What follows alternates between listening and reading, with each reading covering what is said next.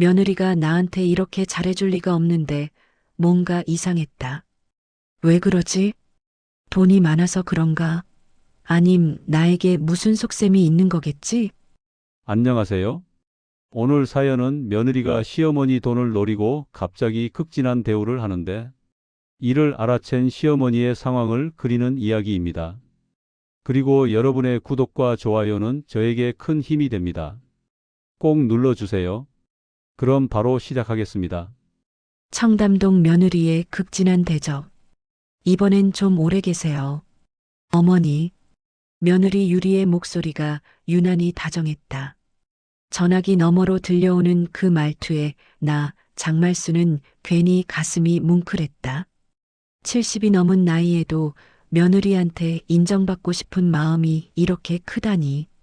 그래, 그럼 한 일주일쯤. 아니에요, 어머니. 이번엔 한 달 정도 계셔도 돼요. 진우 오빠도 어머니 뵙고 싶어 하고 도연이도 할머니 보고 싶다고 난리예요. 한 달이라니. 나는 수화기를 꽉 쥐었다. 결혼한 지 15년 동안 며느리가 이렇게 적극적으로 초대한 건 처음이었다. 아니, 사실 초대라는 게 있긴 했나 싶을 정도로 서울 집에 가는 건 늘 조심스러운 일이었다. 그래도 한 달은 너무 긴 것 같고, 어머니, 부담 갖지 마세요. 저희가 모시고 싶어서 그러는 거예요. 진짜로요. 전화를 끊고 나서도 한참을 멍하니 앉아 있었다. 경상도 시골 마을 60평 남짓한 땅에 지은 낡은 시골집. 마당에는 내가 키우는 고추며 상추며 깻잎이 지천이었다. 이 집에서 혼자 10년을 살았다. 남편이 세상을 떠난 뒤로. 아들 진우는 서울에서 IT 회사를 다닌다고 했다. 팀장이라고 했던가. 며느리 유리는 프리랜서 디자이너. 뭘 하는지 정확히는 모르겠지만 컴퓨터로 그림 그리는 일이라고 했다. 손녀 도연이는 고등학교 1학년. 청담동에 산다. 아들이 그렇게 말했을 때 나는 깜짝 놀랐다. 청담동이 어딘지는 몰라도 텔레비전에서 자주 나오는 동네라는 건 알았다. 부자 동네. 명품 가게들이 줄지어 있는 곳. 엄마, 우리 집은 작아. 작은데 위치가 좋아서 그래. 진우는 늘 그렇게 말했다. 겸손한 건지 진짜 작은 건지는 가봐야 알 일이었다. 짐을 쌌다. 옷가지 몇 벌, 고향 된장, 고추장, 그리고 직접 딴 깻잎 한 보따리. 시골 엄마가 서울 가면서 가져갈 수 있는 건 이것밖에 없었다. 기차를 타고 서울역에 도착했다. 진우가 차를 몰고 나왔다. 엄마, 오랜만이야. 그래, 우리 아들 얼굴 좀 보자. 진우는 45살이 됐지만 내 눈엔 여전히 20살 청년 같았다. 다만 눈가에 주름이 깊어진 게 보였다. 피곤해 보였다. 요새 일이 많냐? 응, 좀 바빠. 그래도 괜찮아. 차는 강남 쪽으로 달렸다. 고층 빌딩들이 하늘을 찌를 듯 솟아 있었다. 이게 서울이구나. 몇 번 와봤어도 늘 낯설었다. 어머니 오셨어요. 대문을 열자마자 며느리 유리가 활짝 웃으며 나왔다. 깜짝 놀랐다. 평소 유리는 인사도 형식적이었고 미소도 어딘가 어색했는데 오늘은 달랐다. 유리야, 그래. 잘 지냈니? 네, 어머니. 어서 들어오세요. 제가 방 다 준비해뒀어요. 현관을 들어서는 순간 입이 떡 벌어졌다. 작다고? 이게 작은 집이라고? 거실만 해도 우리 시골집 전체만 했다. 천장이 높고 통유리 창으로 햇살이 쏟아져 들어왔다. 가구며 인테리어며 전부 텔레비전에서나 보던 것들이었다. 어머니, 이쪽이에요. 유리가 안내한 방은 안방이었다. 퀸 사이즈 침대, 새하얀 침구, 옷장, 화장대까지 갖춰져 있었다. 여기 내가 써도 되는 거야? 당연하죠. 어머니 방이에요. 제가 침구도 새로 장만했어요. 호텔 거랑 똑같은 걸로요. 호텔이라니. 나는 침대 모서리에 조심스럽게 앉았다. 폭신했다. 이런 데서 자본 적이 없었다. 할머니, 손녀 도연이가 뛰어왔다. 키가 훌쩍 컸다. 우리 도연이 많이 컸네. 할머니, 한 달 있다 가신다며요? 진짜요? 응, 그런가 보다. 와, 대박. 할머니, 저 할머니 요리 먹고 싶었어요. 엄마는 맨날 배달시키거든요. 유리가 헛기침을 했다. 도연아, 할머니 피곤하시니까 쉬시게 해드려. 아니야, 괜찮아. 우리 손녀 보니까 좋다. 저녁 식사는 충격적이었다. 테이블 위에 놓인 음식들을 보고 나는 잠시 말을 잊었다. 한우구이, 전복죽, 각종 나물 반찬, 그리고 이름도 모를 샐러드들. 어머니, 많이 드세요. 제가 어머니 오신다고 특별히 준비했어요. 이걸 언제 다 준비했니? 아침부터 했어요. 어머니 좋아하실 것 같아서요. 진우도 놀란 표정이었다. 아들 눈빛을 보니 평소에는 이런 식사를 안 한다는 게 느껴졌다. 엄마 많이 먹어. 그래, 고맙다. 식사를 하는 내내 유리는 내 반찬 그릇을 채워줬다. 물도 따라주고 고기도 구워줬다. 며느리가 시어머니한테 이렇게까지 하나 싶었다. 기분이 좋으면서도 한편으로는 어색했다. 어머니, 식사 후에 커피 드릴까요? 아니면 전통차요? 아, 그냥 물만 주면 돼. 어머니, 제가 유자차 끓여드릴게요. 건강에 좋아요. 유리는 부엌으로 들어가 유자차를 정성스럽게 끓여왔다. 찻잔도 고급스러웠다. 엄마, 방 괜찮아? 불편한 거 없어? 응, 너무 좋다. 호텔 같아. 그래, 다행이다. 엄마 오신다고 유리가 며칠 전부터 준비했어. 며칠 전부터? 나는 유리를 쳐다봤다. 유리는 환하게 웃었다. 어머니, 편하게 계세요. 저희 집이 어머니 집이에요. 그날 밤 침대에 누워서도 잠이 안 왔다. 너무 푹신해서 오히려 불편했다. 천장을 바라보며 생각했다. 왜 이렇게 잘해주지? 물론 며느리가 시어머니한테 잘하는 게 이상한 일은 아니다. 그런데 15년 동안 늘 거리를 두던 유리가 갑자기 이렇게 친절하니 어딘가 어색했다. 나이 들어서 의심이 많아진 건가? 스스로를 탓하며 눈을 감았다. 다음 날부터 유리의 극진한 대접은 계속됐다. 아침에는 영양죽과 과일, 점심에는 삼계탕, 저녁에는 또 한우. 매일 이렇게 먹으면 살이 찔 것 같았다. 어머니, 오늘 날씨 좋으니까 산책 가실래요? 제가 같이 갈게요. 아니야, 너 일 있잖아. 나 혼자 다녀올게. 무슨 말씀이세요? 일은 나중에 해도 돼요. 어머니가 더 중요하죠. 유리는 나를 데리고 청담동 거리를 걸었다. 명품 매장들이 즐비했다. 지나가는 사람들도 뭔가 달라 보였다. 옷차림부터 걸음걸이까지. 어머니, 여기 카페 괜찮아요. 들어가실래요? 커피값이 비싸지 않겠니? 괜찮아요. 제가 살게요. 카페에 들어가니 커피 한 잔에 10,000원이 넘었다. 나는 깜짝 놀랐지만 유리는 태연하게 카드를 내밀었다. 어머니, 이 케이크 맛있어요. 드셔보세요. 그래, 고맙다. 케이크를 먹으며 유리와 이런저런 이야기를 나눴다. 도연이 학교 생활, 진우 회사 일, 요즘 유행하는 디자인 트렌드. 유리는 평소보다 훨씬 말이 많았다. 어머니, 시골 생활은 어때요? 불편하진 않으세요? 응, 괜찮아. 익숙하니까. 혼자 계시기 힘드시죠? 외로우시겠어요. 뭐, 이웃들도 있고 괜찮아. 어머니 땅이 꽤 크다고 들었어요. 관리하기 힘드시죠? 땅. 갑자기 땅 이야기가 나와서 조금 놀랐다. 응, 60평 정도 돼. 농사 짓기에는 적당하지. 요즘 시골 땅값이 많이 올랐다던데 사실이에요? 글쎄, 잘 모르겠는데. 내가 팔 생각도 없고, 그렇긴 하죠. 어머니가 평생 사신 곳인데. 유리는 잠시 말을 멈췄다가 다시 웃었다. 어머니, 우리 집에서 편하게 오래 계세요. 정말이에요. 사흘째 되던 날 나는 거실 소파에 앉아 텔레비전을 보고 있었다. 유리는 방에서 일을 한다고 했고, 진우는 회사에, 도연이는 학교에 갔다.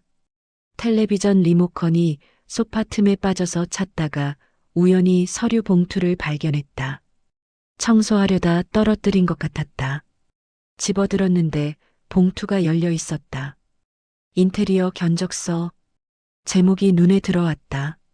나는 슬쩍 내용을 봤다. 아파트 전체 리모델링 견적. 금액이 억 단위였다. 이 집을 고친다고? 이미 이렇게 좋은 집인데 뭘 더 고치나 싶었다. 그리고 그 밑에 다른 서류도 있었다. 부동산 명함, 대출 상담 안내서. 대출? 가슴이 덜컥했다. 혹시 진우네가 경제적으로 어려운 건가? 그런데 이렇게 잘 사는 것처럼 보이는데? 어머니, 뭐 보세요? 깜짝 놀라 돌아보니 유리가 서 있었다. 언제 나왔는지 몰랐다. 아, 이게 리모컨 찾다가. 아, 그거요. 그냥 참고로 받아본 거예요. 별거 아니에요. 유리는 서류를 빼앗듯 가져가 방으로 들어갔다. 표정이 굳어 있었다. 그날 저녁 식탁 분위기가 이상했다. 유리는 평소보다 말이 없었고 진우는 피곤해 보였다. 엄마, 밥 맛있어? 응, 맛있어. 엄마, 서울 생활 어때? 심심하진 않아? 아니야, 괜찮아. 도연이도 보고 너희들도 보고. 유리가 젓가락을 내려놓았다. 어머니, 제가 어머니 편하시라고 이것저것 준비하는 거 불편하세요? 아니야, 고마운데. 그럼 왜 제 서류를 뒤지세요? 유리야. 진우가 며느리를 말렸다. 아니야, 내가 잘못했어. 미안하다. 어머니, 죄송해요. 제가 예민했어요. 유리는 일어나 부엌으로 갔다. 진우가 난처한 표정으로 나를 봤다. 엄마, 유리가 요즘 스트레스가 좀 있어. 그래?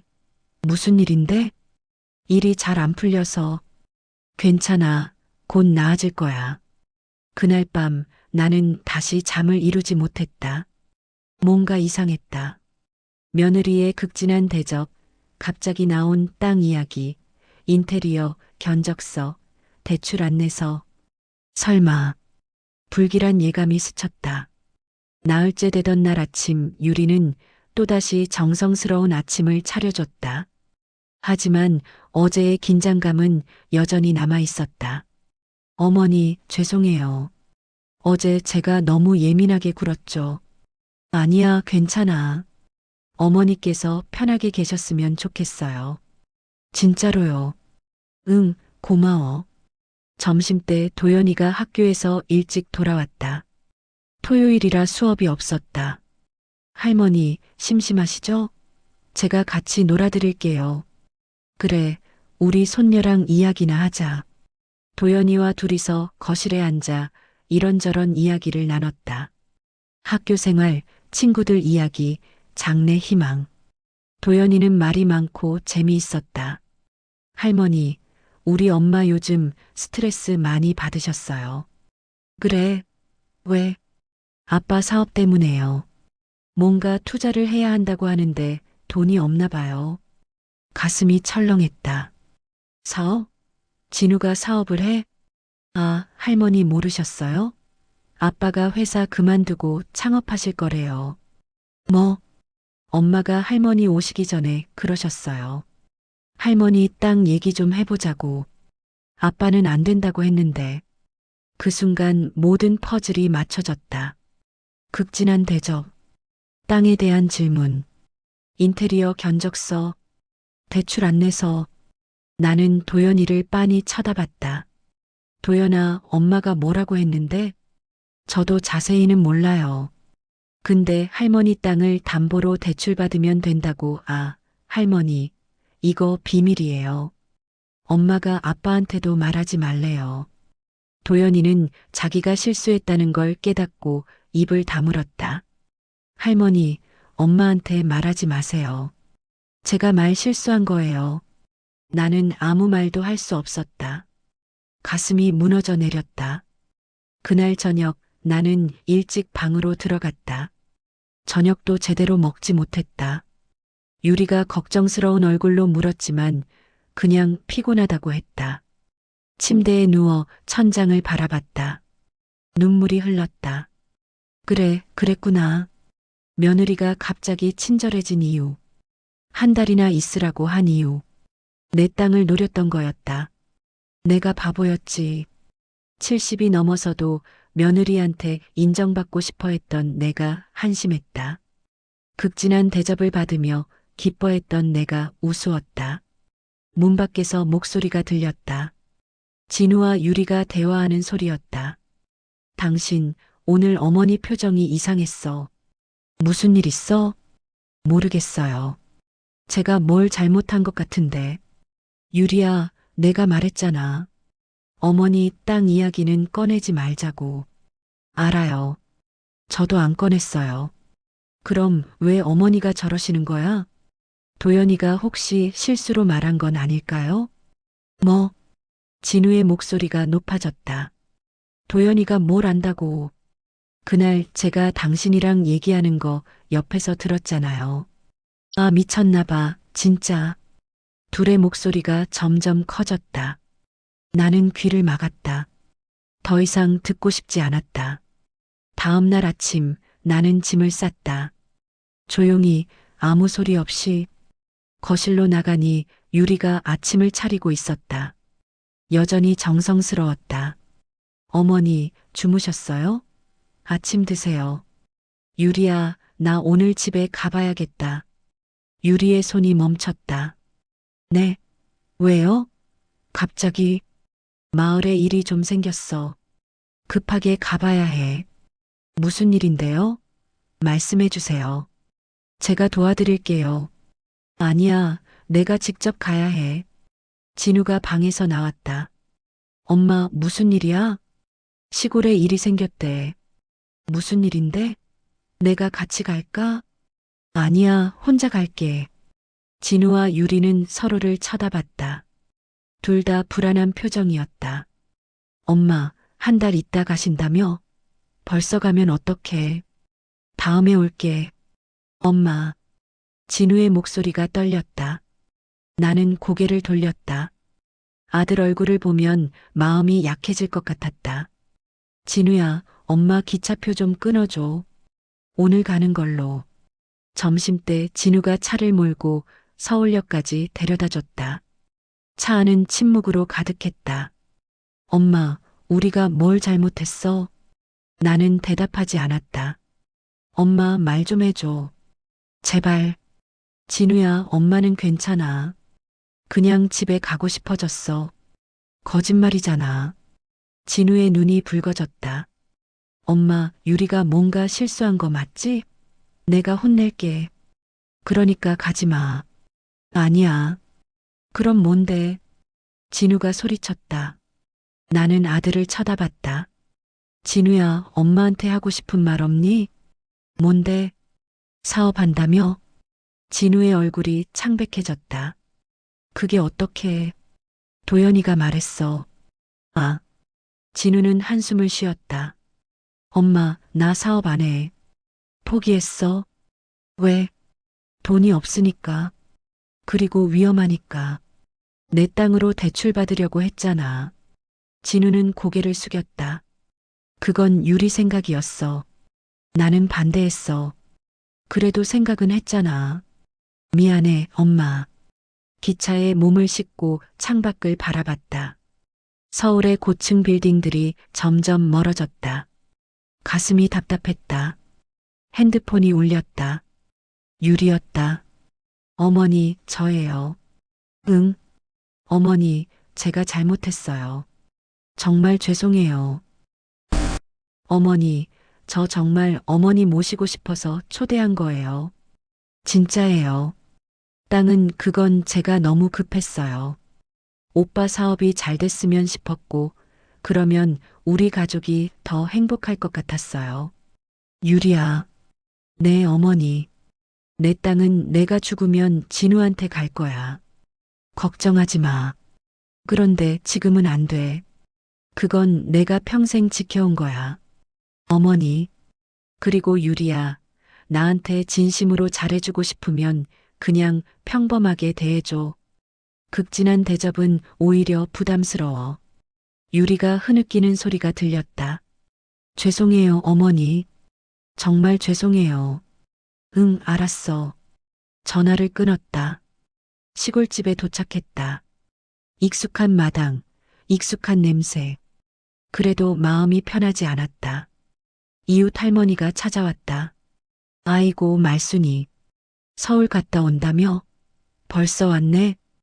응, 일이 있어서. 아들네는 잘 있고? 응, 잘 있어. 며느리는? 잘해주던? 나는 잠시 말을 멈췄다.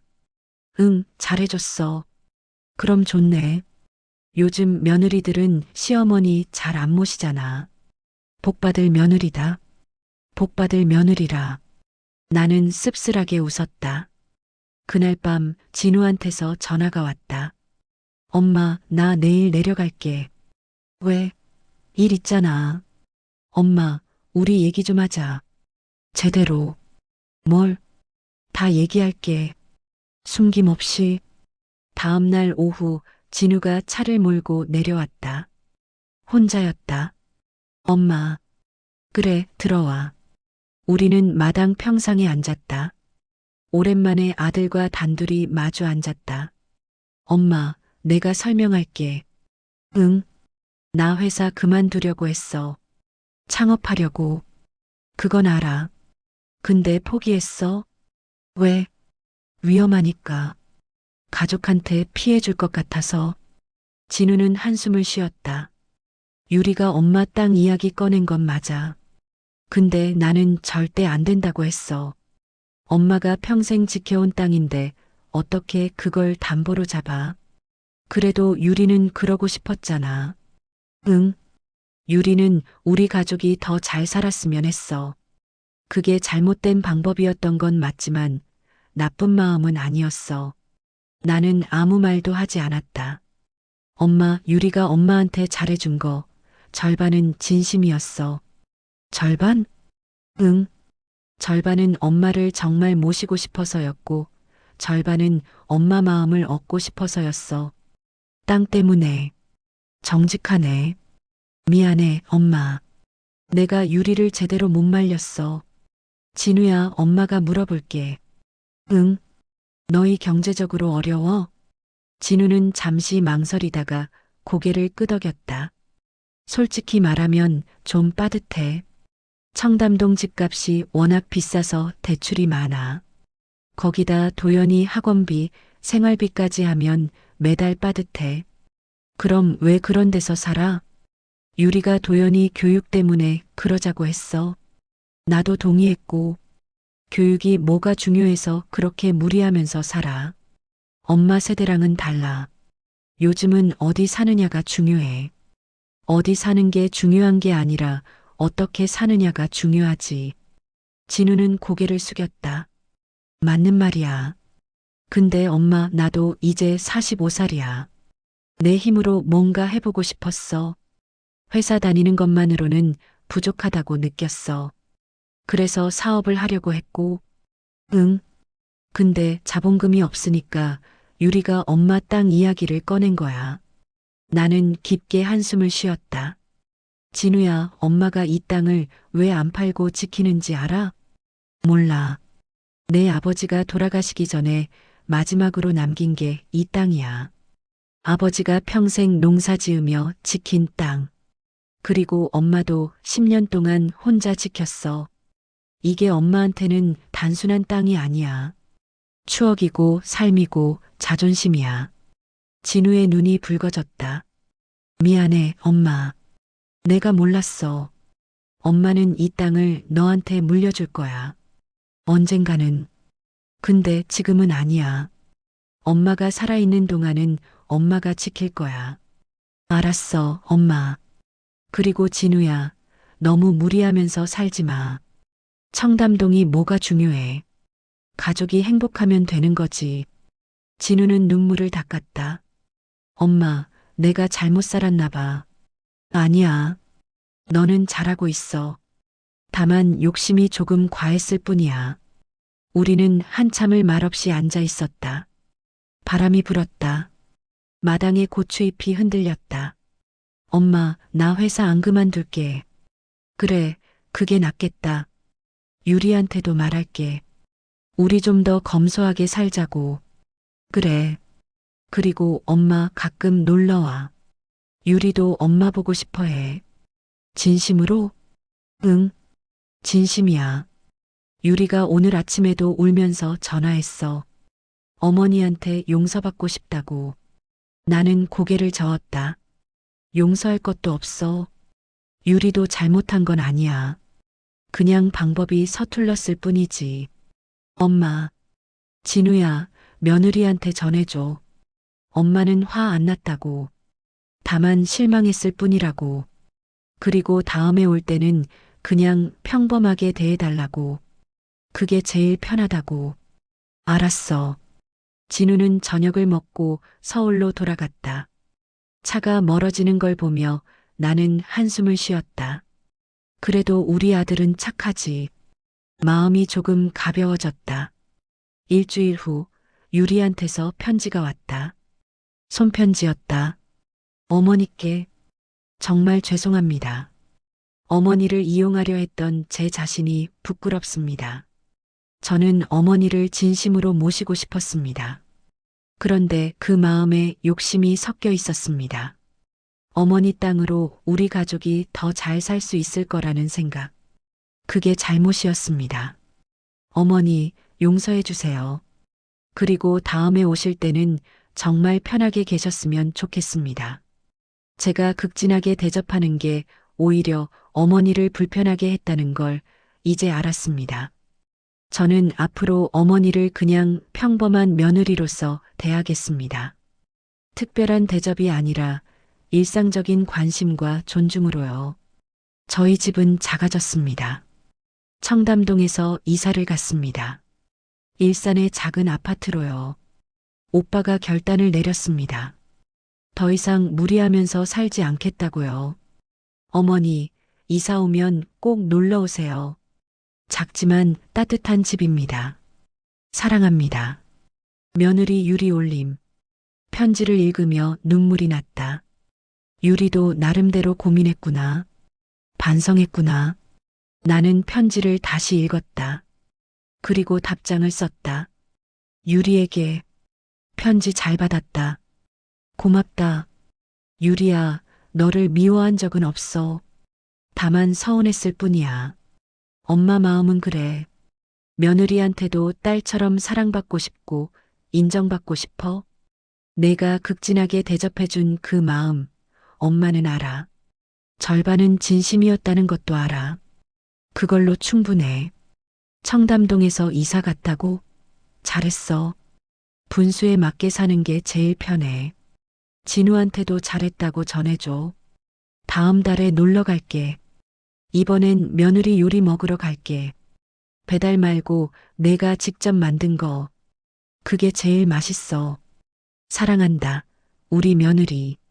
시어머니 말순 올림. 한 달 후 나는 다시 서울행 기차를 탔다. 이번엔 마음이 가벼웠다. 일산역에 도착하니 진우와 유리, 도연이가 모두 나와 있었다. 어머니, 유리가 달려와 내 손을 잡았다. 눈가가 붉었다. 어머니, 오셨어요. 그래, 왔다. 어머니, 저희 집이 좀 작아요. 괜찮으시죠? 청담동보다 나을 것 같은데? 유리가 웃었다. 진짜 웃음이었다. 새 집은 작았다. 25평 정도? 그래도 깨끗하고 아늑했다. 어머니, 여기 방 쓰세요. 제가 이불 깔아뒀어요. 고마워. 저녁 식사는 간소했다. 유리가 직접 만든 된장찌개, 김치, 계란말이. 그런데 청담동 한우보다 훨씬 맛있었다. 어머니, 맛있어요? 응, 맛있어. 역시 내가 만든 게 제일 맛있다. 유리의 눈에 눈물이 고였다. 어머니, 감사해요. 뭐가? 용서해 주셔서요. 유리야, 엄마는 처음부터 화낸 적 없어. 그냥 서운했을 뿐이야. 어머니, 우리는 식탁에 둘러앉아 오랜만에 편하게 대화를 나눴다. 도연이 학교 이야기, 진우 회사 이야기, 유리 일 이야기. 엄마, 여기 살아보니까 훨씬 나아. 청담동은 너무 숨막혔어. 그렇지? 분수에 맞게 사는 게 제일이야. 엄마 말이 맞았어. 그날 밤 작은 방에 누워 잠을 청했다. 침대가 아니라 바닥에 이불을 깔았다. 훨씬 편했다. 문 밖에서 유리와 진우가 대화하는 소리가 들렸다. 여보, 어머니 기분 좋아 보이지? 응. 이번엔 진짜 편해 보이셔. 다행이다. 나 정말 걱정했어. 나도. 어머니 잃을까봐 무서웠어. 앞으로 잘하자. 어머니한테. 응. 약속할게. 나는 미소를 지었다. 그래, 이게 가족이지. 일주일을 머물고 시골로 돌아가는 날, 유리가 배웅을 나왔다. 어머니, 다음 달에도 오세요. 그래, 올게. 어머니, 저 진짜 어머니 사랑해요. 엄마도 너 사랑해. 우리는 꼭 껴안았다. 유리의 어깨가 떨렸다. 기차에 올라 창밖을 바라봤다. 유리와 진우, 도연이가 손을 흔들었다. 나도 손을 흔들었다. 기차가 출발했다. 서울이 점점 멀어졌다. 사람 마음은 끝내 알아야 한다. 며느리의 극진한 대접 뒤에 숨은 의도. 그걸 알았을 때의 상처. 그러나 그 속에서도 진심은 있었다. 유리는 나를 이용하려 했지만 동시에 나를 사랑하기도 했다. 사람 마음은 원래 그런 거다. 단순하지 않다. 복잡하다. 중요한 건 그 복잡한 마음을 이해하고 용서하고 함께 나아가는 것. 가족이란 게 그런 거다. 완벽하지 않아도 괜찮다. 서로 상처 주고받아도 괜찮다. 중요한 건 끝까지 함께하는 것. 기차가 시골로 달렸다. 익숙한 풍경이 펼쳐졌다. 논밭, 산, 작은 마을. 나는 창문에 이마를 기댔다. 다음 달에 또 가야지. 우리 며느리 요리 먹으러. 입가에 미소가 번졌다. 가족이란 이름으로 묶인 사람들. 때로는 서로를 이해하지 못하고, 때로는 상처를 주고, 때로는 실망시키지만, 그래도 끝까지 함께 가는 사람들. 그게 가족이다.